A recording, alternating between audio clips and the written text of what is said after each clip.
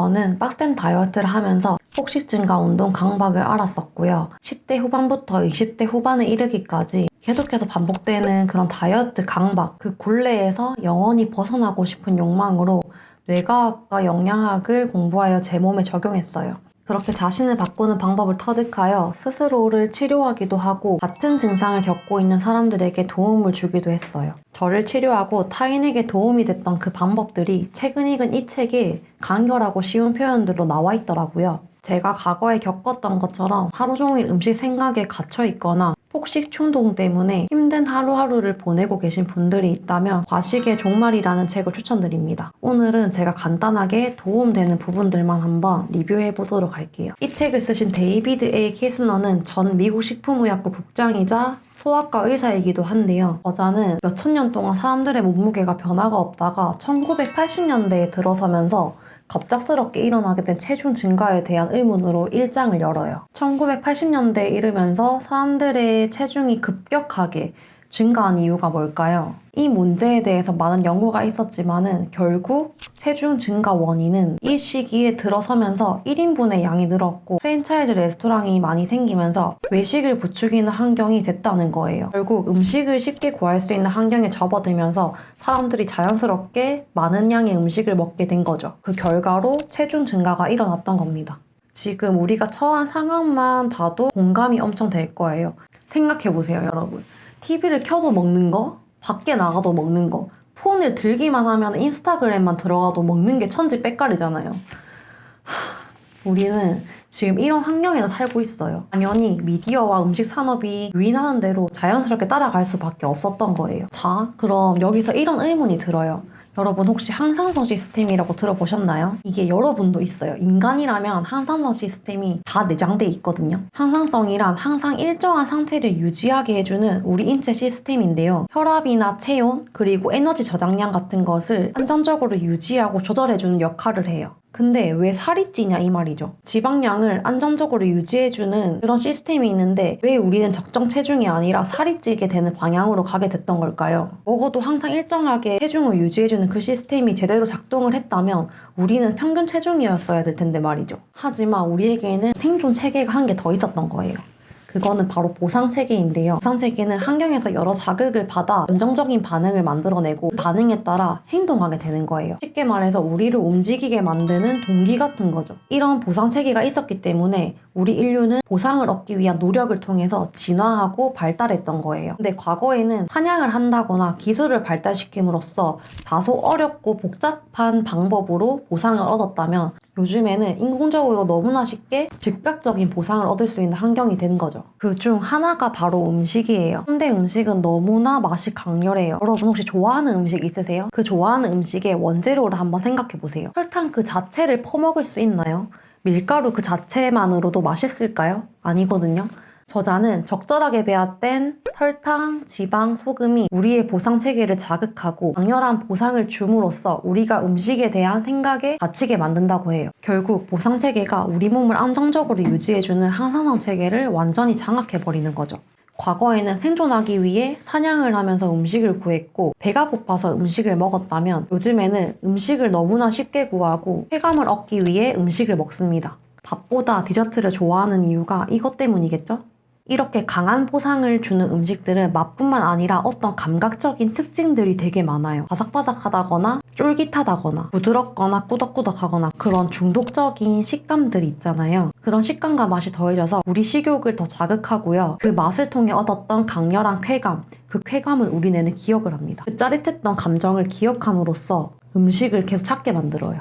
책에서 실험지 예시가 나오는데요. 지방 함유량을 늘린 음식을 쥐에게 줬더니 과식을 하지 않았어요. 그런데 지방과 설탕을 적절하게 배합시켜서 만든 액체를 쥐에게 주입했더니 그 쥐들이 미친 듯이 음식을 먹게 되는 거예요. 그만큼 설탕과 지방이 적절하게 배합된 음식은 식욕을 돋구고 중독시키는데 엄청나다는 거죠. 결국 동물이 지방과 설탕 함량이 높은 다양한 음식을 쉽게 접할 수 있는 환경에 놓여지게 되면 에너지 균형을 유지하는 생물학적 체계는 완전히 무너질 수 있다는 결론이 내려졌습니다. 우리가 살아가고 있는 환경은 어때요? 도처에 먹을 것들이 깔려 있어요. 배달음 시키면은 지금 당장 먹을 수 있는 음식들이 깔려 있어요. 밖으로 나가면은 식당들이 질비해 있어요. 무엇보다 식품업계는 이런 메커니즘을 너무나 잘 알고 있다는 거예요. 실제로 헨리 포드라는 식품 컨설턴트는 식품 산업의 영업 비밀을 알려주겠다며 설탕, 지방, 소금은 사람들이 음식을 탐닉하도록 만들고 세 가지 요소만 있으면 사람들에게 엄청난 즐거움을 줄 수 있다고 말했습니다. 이렇게 식품업계는 우리의 마음을 사고 중독시키는 방법을 너무나 잘 알고 있어요. 그렇게 식품업계가 공들여서 내놓은 고당분, 고지방, 고염분 식품을 우리는 먹으면서 좋은 기분을 여러 번 경험하게 됩니다. 우리 뇌는 그 좋은 감정을 기억해요.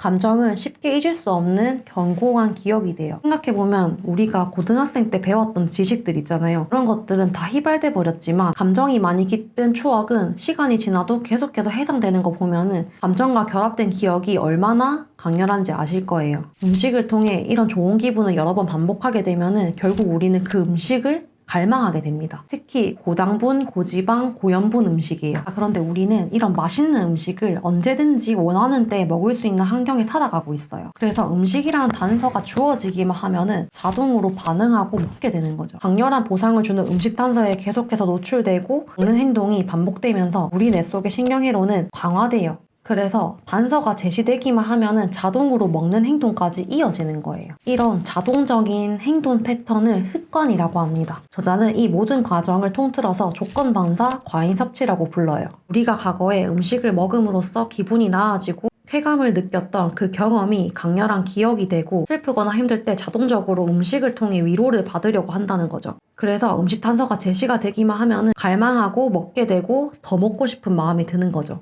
음식에 저항할 수 없는 무력감을 그 음식을 먹음으로써 회피해버립니다. 저항할 수 없는 음식을 만드는 식품업계는 우리가 입안에 넣기도 전에 군침이 돌게끔 먹음직스러워 보이게 음식을 연출하고요. 입안에 넣는 순간 녹는 식감, 그 식감을 만들어내기 위해서 다양한 재료를 첨가합니다. 식품 산업의 목적은 더 높은 매출을 얻는 것이고요. 높은 매출을 얻기 위해서는 더 맛있는 맛과 식감으로 강렬한 보상을 주어야 합니다. 그들은 매출을 절대 포기할 수 없어요. 그리고 당연히 우리의 건강에도 관심이 없고요. 보상 체계가 망가지는 거에는 1도 관심 없습니다. 소비자들에게 즐거운 경험과 즐거운 뒷맛을 남기는 것이 우리의 목표입니다. 내가 알아낸 바로는 처음 느낌과 마지막 느낌의 차이가 그 제품을 찾는 빈도를 결정합니다.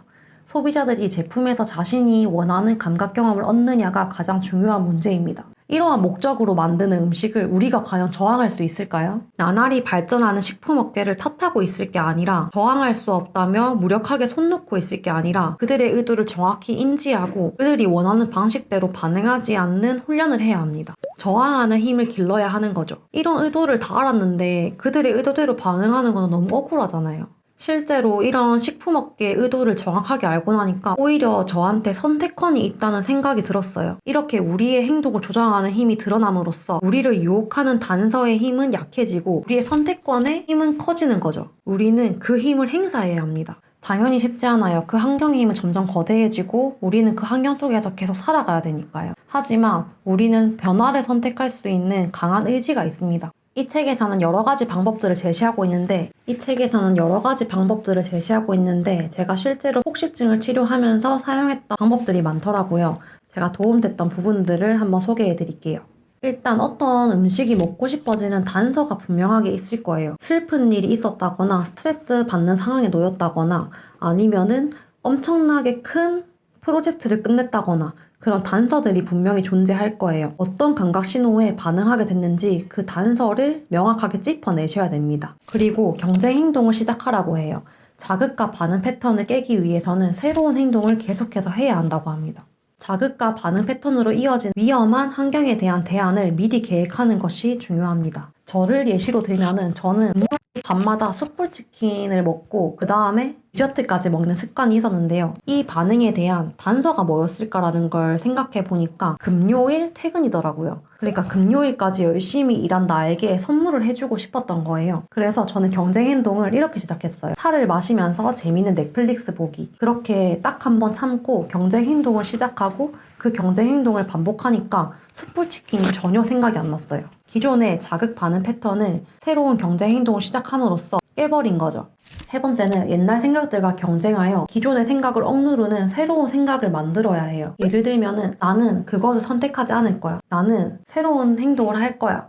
나는 여기서 멈출 거야. 나는 지금부터 다른 반응을 할 거야. 이런 식으로 스스로에게 다른 행동을 하도록 명령하는 거예요. 이게 진짜 굉장히 효과가 있었어요. 저는 폭식 충동이 일어날 때마다 속으로 나는 이제부터 이것만 먹고 그만 먹을 거야. 나 수저를 놓고 일어날 거야. 이런 식으로 스스로에게 생각을 하고 명령을 함으로써 일단 행동을 전환했더니 충동이 잠잠해지고 내 머릿속에 주의 집중이 음식에서 다른 영역으로 이동했어요. 네 번째 요소는 바로 지지자인데요. 대부분 타인과 있을 때는 절제해서 잘 먹다가 집에 있으면 억제가 풀리면서 폭식을 하게 되거든요. 하지만 이때 올바른 지지자가 있고 그 지지자가 여러분의 행동이 나아지기를 기대하고 응원한다면은 더 쉽고 빠르게 습관을 바꿀 수 있습니다. 제가 관리하던 회원님도 이 방법을 통해서 지금은 다른 일상을 살아가고 있어요. 이 과정을 간단하게 말하면 탈학습과 학습의 과정인데요. 기존의 행동에서 벗어나 계속 새로운 생각과 행동을 함으로써 탈학습과 학습을 반복해야 합니다. 그렇게 해야 조건 반사 과잉 섭취라는 충동적인 행동에서 벗어날 수 있어요. 과식을 하게 되고 폭식하는 습관은 여러분만의 탓이 아니에요. 그렇게 할 수밖에 없는 상황과 환경이 분명 존재했을 거예요. 하지만 그 상태를 인지하고도 타협하고 그 상태를 지속하는 것은 여러분의 선택이기 때문에 여러분 책임이에요. 어쩔 수 없어라는 수동적인 자세를 취하지 마시고요. 진취적으로 변화를 한번 선택해보세요. 결국 가식의 종말은 스스로 선택하는 거고 우리가 처해진 환경은 절대 바뀌지 않습니다. 하지만 여러분은 변화를 선택함으로써 저항하는 힘을 기를 수 있어요. 오늘 이 영상을 보고 더 궁금하시다면 이 책을 읽음으로써 스스로에게 교육 자료를 제공하세요. 사람은 학습을 통해서 새로운 배경 지식이 생기고요. 그런 배경 지식이 내 머릿속에 쌓였을 때 새로운 행동 선택의 기준이 됩니다. 식품 산업이 우리를 중독시키기 위한 음식을 계속해서 개발하는 것을 인지를 하시고 그 외부 환경에 조정당하는 수동적인 상태가 되는 게 아니라 여러분이 선택한다는 마음으로 조금씩 저항하는 힘을 길러갈 수 있기를 바랄게요. 안녕.